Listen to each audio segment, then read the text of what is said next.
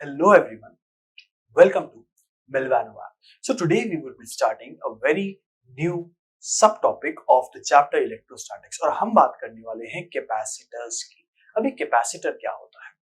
Capacitor एक बहुत ही important device है जो हम लोग डेली लाइफ में बहुत सारी चीजों के अंदर हम लोग यूज करते हैं। जैसे कि फॉर एग्जांपल आपके पंखा जो है ऊपर जो आपके सर पे लगा है, सर पे से मैं दीवार पे लगा है, दीवार पे लगे हुए पंखे पे एक छोटा सा सिलेंड्रिकल सा कुछ दिखता है आपको। वो सिलेंड्रिकल सा चीज है उसी को हम कैपेसिटर बोलते हैं। ट्यूबलाइट जो होती है, ट्यूबलाइट पे एक सिलेंड्रिकल सी चीज लगी होती है। पुराने वाली ट्यूबलाइट, आजकल की जो एलईडीज आती है उनमें तो नहीं मिलेगा आपको, उसमें भी कैपेसिटर लगा होता है।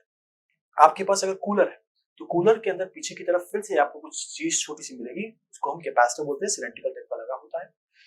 और भी बहुत सारी जगह हैं, जैसे कि कैमरा जो होता है, कैमरे की जो फ्लैश होती है वो कैपेसिटर की हेल्प से ही बन पाती है, कैपेसिटर की हेल्प के कारण ही आ पाती है। तो कहने का मतलब क्या है? कहने का मतलब ये है कैपेसिटर एक ऐसा डिवाइस है जो कि हमारी डेली लाइफ में बहुत इंपॉर्टेंस रखता है, अलग अलग जगह पे उसका प्रॉपर यूज होता है। ठीक है, अगर आपको इतना समझ में आ गया है तो चलिए बात करते हैं कुछ और अंडरस्टैंडिंग उस कैपेसिटर डिवाइस की, कैसा है, क्या काम करता है, किस तरीके से हम उसको यूज करेंगे। अब एक बात समझिए, जब मैं पंखे की बात करता हूं तो पंखा को चलने के लिए, अगर पंखा ऑलरेडी चल रहा है तो उसके अंदर जो मोटर लगी है वह मोटर उसको आराम से घुमा सकती है। लेकिन अगर पंखा रुका हुआ है तो उसको चलाने के लिए बहुत सारी एनर्जी की रिक्वायरमेंट होती है। अब वो जो बहुत सारी एनर्जी की रिक्वायरमेंट होती है वह मोटर नहीं दे सकती। हाँ, आपका ये डाउट हो सकता है कि सर बड़ी मोटर लगा देते हैं। बिल्कुल, बड़ी मोटर लगा सकते हैं, बट परेशानी ये है कि वो बड़ी मोटर का खर्चा ज्यादा होगा, पंखा महंगा हो जाएगा। और वो बड़ी मोटर का सिर्फ और सिर्फ उसको चलाने, इनिशियली स्टार्ट करने का यूज है। उसके बाद एक छोटी मोटर भी वही काम करती जो वह बड़ी मोटर, महंगी मोटर कर रही है। तो हम लोग क्या करते हैं, हम लोग एक ऐसा डिवाइस लगा देते हैं जो वो शुरुआत वाला काम उस छोटी मोटर के लिए कर दे और बाद में वह छोटी मोटर जो है उस पंखे को आराम से घुमा पाए। वह जो शुरुआत वाला काम है, यानी पंखा रुका हुआ है और उसको चलाने वाला काम जो है वह करता है कौन? वह करता है आपका कैपेसिटर। ठीक है, चलिए समझते हैं।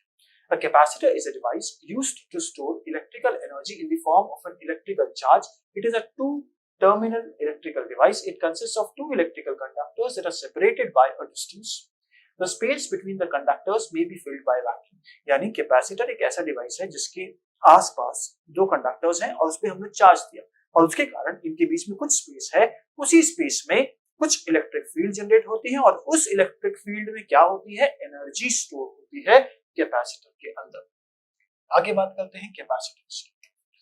अच्छा, अगर मैं कहता हूं रेजिस्टर क्या होता है तो आप कहेंगे रेजिस्टर एक डिवाइस है जो कि करंट के फ्लो को रेजिस्टेंस पेश करता है। ये रेजिस्टेंस क्या है? रेजिस्टेंस उस डिवाइस रेजिस्टर की एक मेजरिंग वैल्यू है जिसको हम ओम्स में डिनोट करते हैं, 5 ओम, 6 ओम, 10 ओम, 20 ओम, इस तरीके से। उसी तरीके से when we talk about capacitor, capacitor एक डिवाइस है और कैपेसिटेंस क्या है? कैपेसिटेंस उस कैपेसिटर की मेजरिंग कैपेसिटी है, यानी उस कैपेसिटर को कैसे मेजर करेंगे वह पर्टिकुलर चीज हमें कैपेसिटेंस दे रहा है। ठीक है, तो कैपेसिटेंस क्या है? उस कैपेसिटर जो डिवाइस है उसको हम जो मेजर कर रहे हैं उसकी बात है। फिर बोलते हैं the ability of the capacitor to store charges is known as capacitor. देख लीजिए, उसको जो मेजर कर रहे हैं वो किस हिसाब से कर रहे हैं?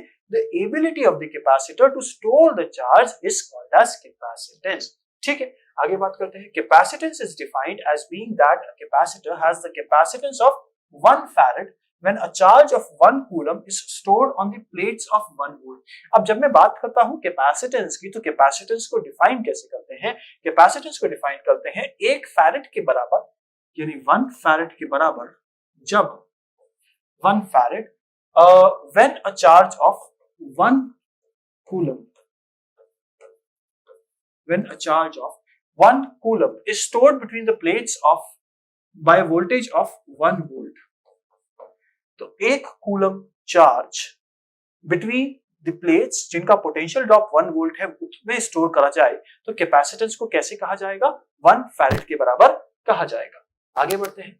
Formula for capacitance. अब ये तो हमें समझ में आ गया कि 1 फैरेड क्या होता है, but how do we actually calculate capacitance? उसकी वैल्यू कैसे लिखें? तो चलिए उसकी वैल्यू के बारे में बात करते हैं। Capacitance is the largest amount of charge per volt that can be stored on the device. C is equal to Q by V, हम इसको एक्सप्रेस करते हैं और इसका जो आपका क्वांटिटी है, यह एक स्केलर क्वांटिटी है, इसकी यूनिट हम ऑलरेडी पढ़ चुके हैं फैरेड, और यहाँ पे जो डायमेंशंस हैं वो है ये वाले।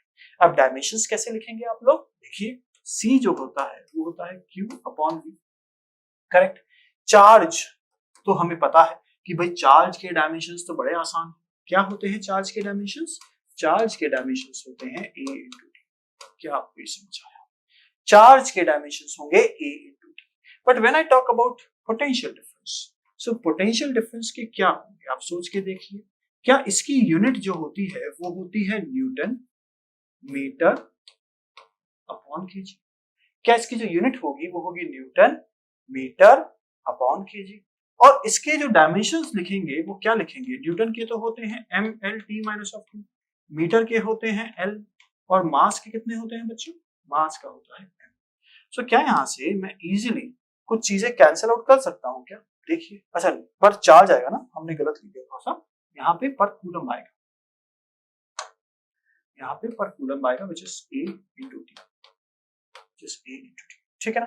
तो यहाँ पर अगर हम लिखेंगे सो ए इंटू टी आएगा। क्या आपको इतना समझ में आ गया, अगर इतना समझ में आ गया तो यहाँ पे what do I get m1 l2 t minus of 3 a minus of 1। क्या आपको इतना समझ में आ गया, अगर इतना समझ में आ गया है तो आपके पास जो चार्ज है वो है AT, वो है AT, और जो V है वो क्या है m l2 t minus 3 a minus of 1, और इसकी वैल्यू क्या आएगी बच्चों, इसकी वैल्यू अगर मैं यहाँ पे लिखूं तो आएगी m minus of 1 l minus of 2 t to the power 4 a to the power, हमने कुछ मिस कर दिया क्या कहीं पे, देखिए तो एक बार क्या मिस किया हमने, हाँ a यहाँ पर है ना, तो a2 आ जाएगा, सही बात। तो आपके पास ये क्या आ गया, ये आ गया आपके पास जो आपका कैपेसिटेंस है उसकी यूनिट्स हमें पता है, उसके डायमेंशंस हमने निकाल लिए हैं, और हमें ये भी समझ में आ गया है कि जो कैपेसिटेंस है it is which type of a quantity, it is a scalar quantity. आगे बढ़ते हैं, स्टैंडर्ड यूनिट ऑफ कैपेसिटेंस की बात करते हैं। और जब हम बात करते हैं कैपेसिटेंस की, तो कैपेसिटेंस कोई छोटी मोटी यूनिट नहीं है, बहुत बड़ी यूनिट है। अगर मैं बात कर रहा हूं बहुत बड़ी यूनिट है, तो इसकी जो वैल्यूज होती है वो हम जनरली छोटे फॉर्म में लिखते हैं, कैसे, जैसे कि 1 माइक्रोफैरेड, 1 माइक्रोफैरेड कितना होगा 10 to the power minus of 6 farad. 1 nanofarad, nanofarad कितना होगा 10 to the power minus of 9 farad. तो ये आपको पता होना चाहिए। 1 मिलीफैरेड कितना होगा, अगर मैं आपसे यहाँ पे 1 मिलीफैरेड लिख दूं तो ये होगा 1/1000, एंड ये निकल के आएगा 10 to the power minus of 3 farad. So I hope इतना आपको एकदम क्लियर है, और अगर आपको इतना एकदम क्लियर है तो चलिए आगे बढ़ते हैं और बात करते हैं पिकोफैरेड की। सो पिकोफैरेड के अंदर 10 to the power minus of 12 farad है, 10 to the power minus of 12 farad है, यानी इतना भी समझ में आ गया कि हम पिको तक बात करें तो 10 to the power minus of 12 तक लेके जाएंगे। आगे बात करते हैं calculation of capacitance. Assume that the capacitor has a charge Q, तो अगर हमारे पास एक कैपेसिटर का चार्ज Q है, determine that the electric field E between the conductors, if symmetry is present in the arrangement of conductors, you may be able to use Gauss law for this calculation. Find the potential difference between the conductors from VB minus of VA is equal to इतना। अब ये basic relations हमें पता है, which is VB minus of VA is equal to minus of integration of A to B E dot dl, where the path of integration leads from one conductor to the other. The magnitude of the potential difference is then equal to V is equal to VB minus of VA। अगर आपको इतना समझ में आ गया तो हम लोगों ने क्या किया है, बेसिकली हम लोगों ने दोनों कंडक्टर्स के बीच का जो पोटेंशियल ड्रॉप है वह निकालने की कोशिश करी है, और हमने उसको क्या दिया था, चार्ज दिया था, ठीक है ना। तो बेसिकली हम लोग कर क्या रहे हैं, अगर थोड़ा डायग्राम बना के समझाऊं आपको, तो let us say that this is the conductor B और this is the conductor A. अगर हमने इसको प्लस क्यू चार्ज दिया और यह प्लस क्यू चार्ज सब जगह पे डिस्ट्रीब्यूट हो जाएगा, और यह प्लस क्यू चार्ज सब जगह पे डिस्ट्रीब्यूट हो जाएगा, और इस प्लस क्यू के कारण क्या यहाँ पे कुछ नेगेटिव चार्जेस इंड्यूस हो जाएंगे, यहाँ पे कुछ नेगेटिव चार्जेस इंड्यूस हो जाएंगे। मैं इसको पूरे को इंड्यूस नेगेटिव नहीं कह सकता, लेकिन हाँ इस तरफ कुछ नेगेटिव चार्जेस इंड्यूस हो जाएंगे। हम कहेंगे यार कि यहाँ पे जो V की वैल्यू है that is equal to VA minus of VB, that is equal to VA minus of VB, और जो कैपेसिटेंस की वैल्यू है that is Q upon V, that is Q upon V। क्या आपको इतना समझ में आया? यानी कैपेसिटेंस की वैल्यू Q अपॉन V के बराबर हो जाएगी और this is the same expression जो कि यहाँ पे लिखा हुआ है। हमें कैपेसिटेंस इसी तरीके से निकालना है। कैसे निकालना है? अगर हमने किसी को चार्ज Q दिया तो दोनों के बीच का पोटेंशियल ड्रॉप जो होगा वो VA माइनस VB या V होगा और उसको हम सॉल्व करके बोल सकते हैं कि यही हमारा कैपेसिटेंस होगा। आगे बढ़ते हैं। Principle of a conductor. It is based on the fact that capacitance can be increased by reducing the potential, keeping the charge constant. Consider a conducting plate M which is given a charge Q such that its potential rises to. अब हमने क्या किया? हमने कहा एक conducting plate लेते हैं और उसको चार्ज Q दे देते हैं। अगर इस कंडक्टिंग प्लेट को हमने चार्ज Q दिया तो क्या हम कह सकते हैं कि इस कंडक्टिंग प्लेट पे चार्ज Q देने से इस पूरी कंडक्टिंग प्लेट पे डिफरेंट जगह पे यूनिफॉर्मली डिस्ट्रीब्यूशन होने के कारण चार्जेस सब जगह पहुंच जाएंगे। अब अगर सब जगह पहुंच गए तो हम कहेंगे इस चार्ज के कारण इस पर्टिकुलर प्लेट का पोटेंशियल जो है वो बढ़ गया। कितना बढ़ गया? कितना हो गया? ये हो गया। कितना हो गया? ये हो गया। और हमने चार्ज कितना दिया था? और हमने चार्ज दिया था Q। और हमने चार्ज दिया था Q। तो हम बोलेंगे कि इस पर्टिकुलर प्लेट से, पॉजिटिव प्लेट से इलेक्ट्रिक फील्ड लाइंस निकलेंगी और कहां जाएंगी? हमें तो पता है पॉजिटिव प्लेट या इलेक्ट्रिक फील्ड लाइन जहां से निकलती है वो होती है या तो पॉजिटिव चार्ज या फिर इंफिनिटी, और नेगेटिव जो इलेक्ट्रिक फील्ड लाइंस टर्मिनेट होती हैं वो या तो होता है नेगेटिव चार्ज या फिर इंफिनिटी। तो इस पर्टिकुलर केस में भी क्या मैं आपसे कह सकता हूं कि इस बार कैपेसिटेंस की वैल्यू आएगी वो कैसे आएगी? इस प्लेट से इलेक्ट्रिक फील्ड लाइंस निकल रही हैं तो इलेक्ट्रिक फील्ड लाइंस ऐसे गई, इस तरीके से चली गई। सिमिलरली क्या इलेक्ट्रिक फील्ड लाइंस ऐसे भी जा रही हैं? बिल्कुल जा रही है, सब तरफ जा रही है। और कहां पे जाके टर्मिनेट हो रही है? इंफिनिटी पे। तो electric field lines are starting from this plate and going till infinity, यानी कि इस पूरे रीजन में इलेक्ट्रिक फील्ड लाइंस है। और अगर इस पूरे रीजन में इलेक्ट्रिक फील्ड लाइंस है तो क्या हम कह सकते हैं कि इस इलेक्ट्रिक फील्ड लाइंस के कारण इस पूरे रीजन में एनर्जी है, वो इलेक्ट्रिक फील्ड कैरी कर रही है। तो क्या हम कहेंगे कि यह पूरे एनर्जी वाला रीजन जो है इसकी कैपेसिटी कितनी है? That is given by Q by V, और यही चीज यहाँ पे लिखी हुई है। क्या आपको समझ में आया कि अगर मेरे पास एक सिंगल प्लेट है तो जो एनर्जी है वो सब जगह डिस्ट्रीब्यूट हो जाएगी between the plate and infinity, लेकिन हम नहीं चाहते कि इतना सारा डिस्ट्रीब्यूशन हो क्योंकि इसको हम समेट नहीं पाएंगे। तो हम लोगों ने क्या किया, एक और प्लेट लेके आ गए which is again a conducting plate. अब इस कंडक्टिंग प्लेट को अगर मैं इसके पास रखूंगा तो होगा क्या? जब इस कंडक्टिंग प्लेट को इसके पास रखूंगा तो जो ओरिजिनल प्लेट है प्लेट M वह एक पॉजिटिवली चार्ज प्लेट है। अब इस पॉजिटिवली चार्ज प्लेट के कारण इसके पास रखी हुई प्लेट पे नेगेटिव चार्ज इंड्यूस हो जाएगा, और अगर नेगेटिव चार्ज इंड्यूस हो जाएगा तो नॉर्मल सी बात है प्लेट N तो न्यूट्रल है तो इसके दूसरी तरफ पॉजिटिव चार्ज आ जाएगा। अब देखिए क्या लिखा है, let us place another identical conducting plate N parallel to it such that charge is induced on the plate.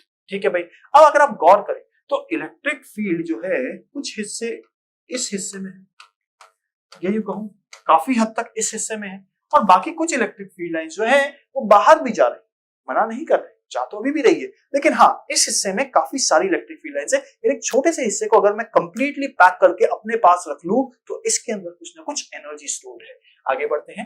If V minus is the potential at M due to the induced negative charges, तो negative charges के कारण जो M पे potential बनता है उसको हम V minus बोल रहे हैं, और V plus is the potential at M due to induced positive charge on N। Then तो अगर हम कहें कि नेगेटिव चार्ज के कारण यहाँ पे जो इंड्यूस पोटेंशियल होता है वो होता है V माइनस, और पॉजिटिव चार्ज के कारण V प्लस होता है, तो क्या हम लिख सकते हैं कि इस M प्लेट पे खुद का पोटेंशियल V था, पॉजिटिव से के कारण और बढ़ गया V प्लस हो गया, और नेगेटिव के कारण कम होगा which is minus of V minus. तो हमने इसको इस फॉर्म में लिख दिया। जैसे ही हमने इस फॉर्म में लिखा, क्या हम कह सकते हैं कि नेगेटिव चार्जेस जो है वो कंपैरेटिवली पास हैं पॉजिटिव चार्जेस से। तो क्या वी कैन से कि V प्लस वाला पोटेंशियल कम होगा V नेगेटिव वाले से? मानते हैं क्या ये बात है? यानी कि V plus minus of V minus must be negative, यानी कि V अगर मैं दोनों तरफ V ऐड कर दूं तो V plus minus of V minus is less then. क्या आपको इतना समझ में? अच्छा V पॉजिटिव लिखना थोड़ा सा गलत हो जाएगा, यहाँ पे V लिखा है ना हम लोगों ने, ठीक है भाई। सो क्या इतना समझ में आ गया? So V plus minus of V minus is less than V. और अगर इतना समझ में आ गया तो क्या मैं इस पर्टिकुलर रिलेशन से कह सकता हूं जो हमने अभी थोड़ी देर पहले यहाँ पे सी लिखा है और यहाँ पे हम सी डैश लिख रहे हैं, उस केस के अंदर डिनोमिनेटर जो है वो इस वाले केस में कम है कंपेयर टू पहले वाला केस। तो इसका मतलब सी डैश की वैल्यू बढ़ गई। यानी आप देख सकते हैं कि अगर मैं एक और प्लेट लेके आ जाऊं, उसको चार्ज भी नहीं दे रहा, बट फिर भी capacity to hold the energy वो बढ़ जाएगी, यानी एनर्जी बढ़ा दी मैंने। अगर आपको इतना समझ में आया है तो चलिए आगे बढ़ते हैं और एनर्जी कैसे बढ़ा सकते हैं उसके बारे में सोचेंगे हम लोग। क्या सोचेंगे? If n is earthed from the outer side तब क्या होगा?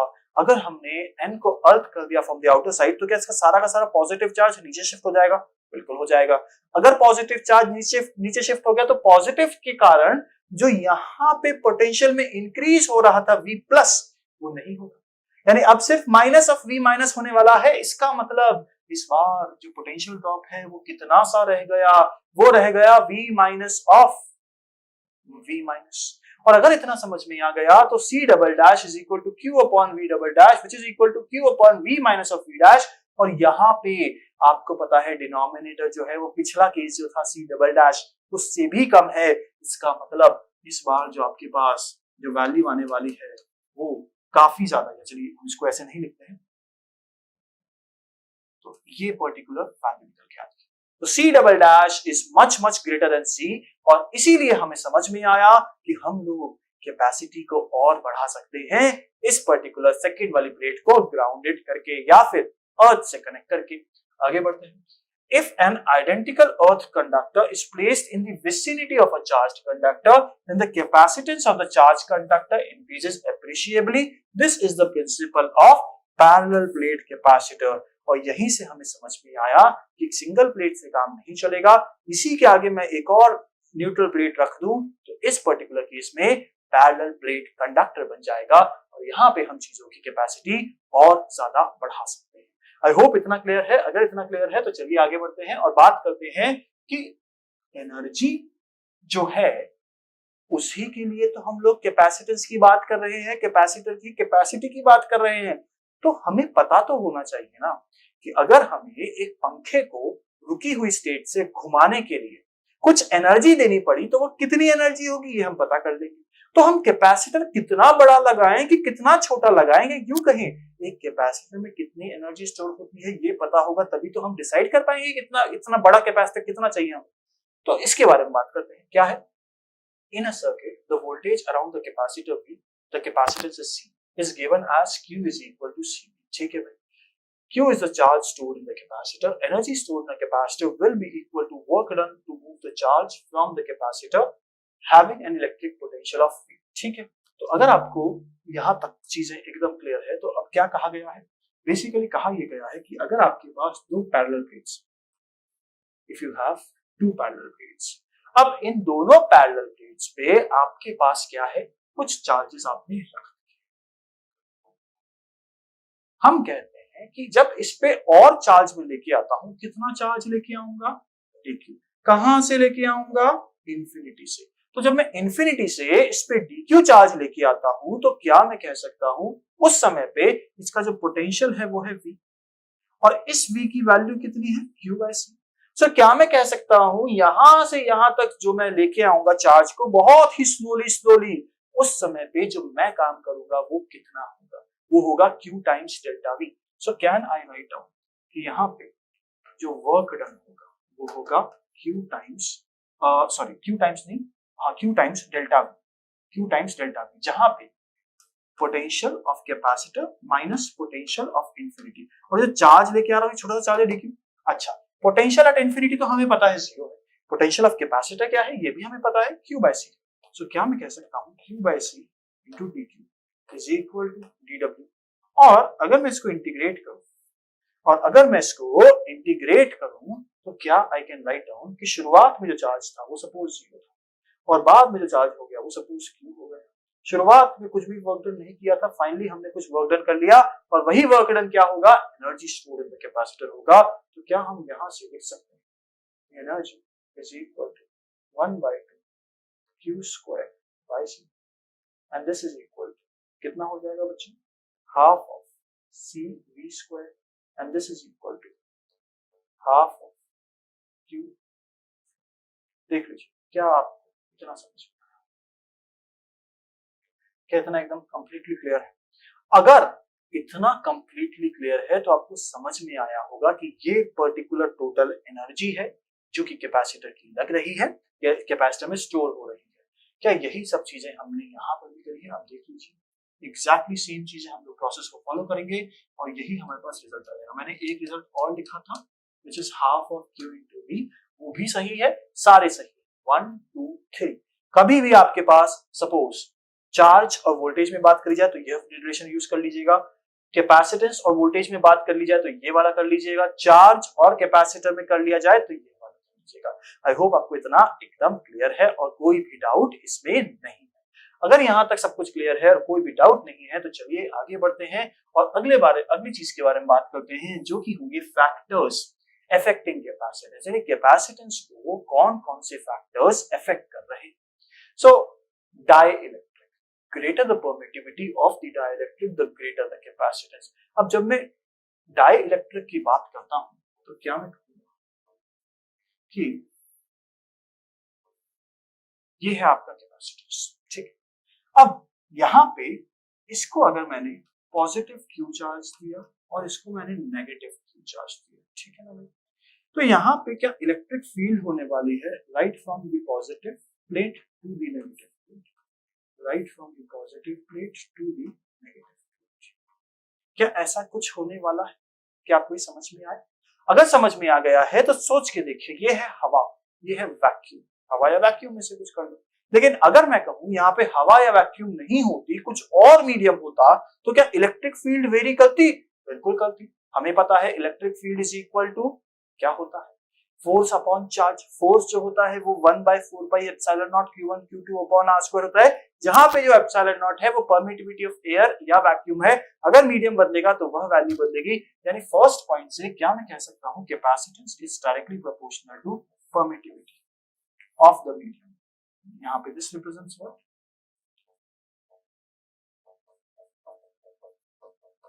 Permittivity of medium. क्या होगी ये होगी परमिटिविटी ऑफ मीडियम। क्या इतना समझ में आया? अगर समझ में आ गया है तो now let's move to second point. Second point क्या कहता है, capacitance is inversely proportional to the distance between the plates. अब इसको समझते हैं, सोच के देखिए, अगर इनके बीच की डिस्टेंसेस ज्यादा हो जाए, अगर इनके बीच की डिस्टेंसेस ज्यादा हो जाएंगी तो क्या होगा, इनके जो एंड्स होंगे, यहां से जो इलेक्ट्रिक फील्ड लाइंस हैं वो स्किप मार जाएंगी या वो एस्केप मार जाएंगी। लेकिन अगर ये पास पास होंगे तो इनकी इलेक्ट्रिक फील्ड लाइन जो टिप वाली होंगी वो भी इनकी तरफ आएंगी। तो सोच सकते हैं, अगर पास होंगे तो ज्यादा कैपेसिटेंस होना चाहिए, दूर होंगे तो कम कैपेसिटेंस होना चाहिए। And C is inversely proportional to D। यहां से हमें ये समझ में आता है, इसको जनरली हम लोग एज इफेक्ट कहते हैं। बेसिकली हो क्या रहा है, यहाँ वाली फील्ड लाइन भी इसी में जा रही है, जबकि ये एक्चुअल में एस्केप मार जाती अगर ये दूर होते। तो आगे बात करते हैं और कहते हैं area of the plates, capacitance is directly proportional to the area, larger the plate area more is the capacitance value. क्या कहा गया है यहाँ पे कि अगर मेरे पास जो प्लेट है, अगर मेरे पास जो प्लेट है उसका प्लेट का एरिया, उसका प्लेट का एरिया अगर A है, उस प्लेट का एरिया अगर A है, तो क्या मैं कह सकता हूं कि इस प्लेट के एरिया के कारण, इस प्लेट के एरिया अगर बढ़ जाएगा तो ज्यादा इलेक्ट्रिक फील्ड लाइंस निकलेंगी, कम हो जाएगा तो कम निकलेंगी। यानी क्या मैं कह सकता हूं कि capacitance is directly proportional to A। हमने अभी तक क्या क्या पढ़ लिया, एक ये पढ़ लिया और एक ये पढ़ लिया। तो finally on clubbing all these three, क्या हम कह सकते हैं capacitance is equal to epsilon A by D। और यहाँ पे इस एप्सिलॉन की वैल्यू एप्सिलॉन नॉट हो जाएगी। So C is equal to epsilon naught A by D। कब? when the medium is